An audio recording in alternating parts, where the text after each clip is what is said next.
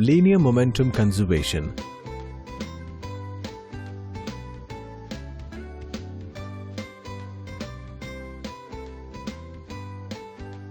When an object of finite size is thrown with some initial velocity at an angle with the horizontal, it follows a parabolic path.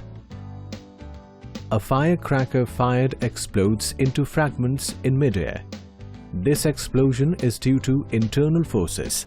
The total external force acting on the cracker is same before and after explosion.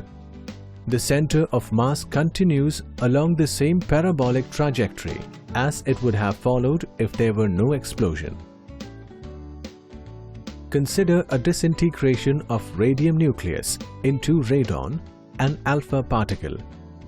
If the decaying radium nucleus is moving along a straight line with some velocity, the two decayed products, radon and helium particles, move in different directions in such a way that their center of mass keeps on moving with same velocity along the same straight line as the original decaying nucleus was moving.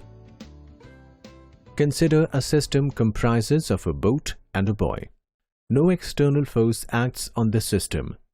When the boy moves towards left, the boat moves towards right. The position of center of mass remains fixed.